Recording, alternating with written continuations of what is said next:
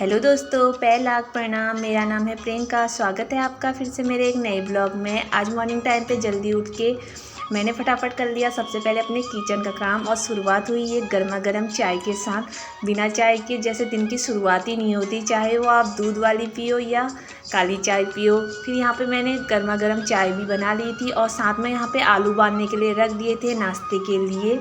चाय मेरी रेडी हो चुकी थी। अयांशी अभी मस्त से सोई हुई थी तो मैंने सोचा फटाफट अपने किचन का काम निपटा लेती हूँ, क्योंकि आज मुझे जाना था मार्केट की ओर। मार्केट में मुझे बहुत ज़्यादा काम करना था, तो तब तक हस्बैंड जी अयांशी को देखें। अयांशी अभी मस्त से सोई हुई थी तो मैंने सोचा फटाफट अपने किचन का काम निपटा लेती हूँ, क्योंकि बच्चे एक बार उठ गए तो फिर उसके बाद काम करना पॉसिबल नहीं हो पाता है। तो फटाफट यहाँ पे किचन का काम निपटाने के बाद गर्मा गर्म चाय पीने के बाद मूड एकदम फ्रेश हो गया।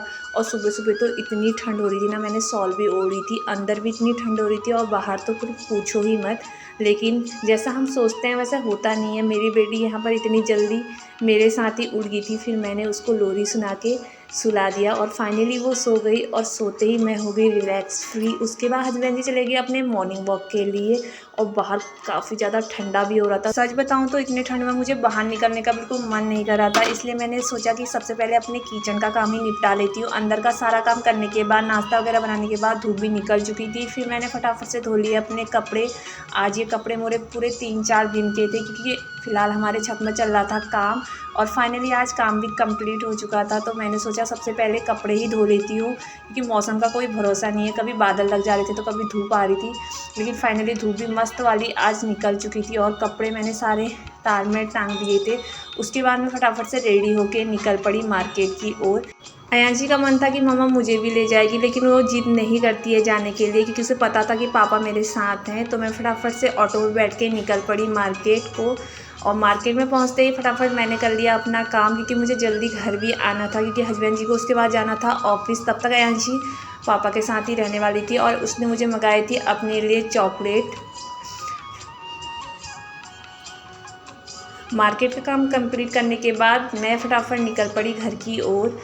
और इतनी जल्दीबाजी में, इतनी हड़बड़ी में ना, मैं अयांशी के लिए चॉकलेट लाना भी भूल गई। मैंने सोचा चॉकलेट से अच्छा मैं उसके लिए फ्रूट ले जाती हूँ। उसको कीनू काफ़ी ज़्यादा पसंद है, तो मैं यहाँ पे उसके लिए कीनू और केला लेके गई। लेकिन अयांशी होगी बहुत ज़्यादा गुस्सा। चौकी नहीं लाई बाबू, किन्नू लाई हूँ।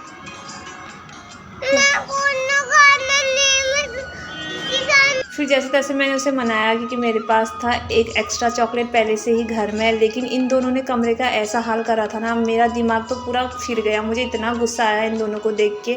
जहाँ मैंने इन लोगों से बोला था कि कमरे की सफाई करना, वहाँ इन्होंने गीला टॉवल भी बेड में ही छोड़ा हुआ था।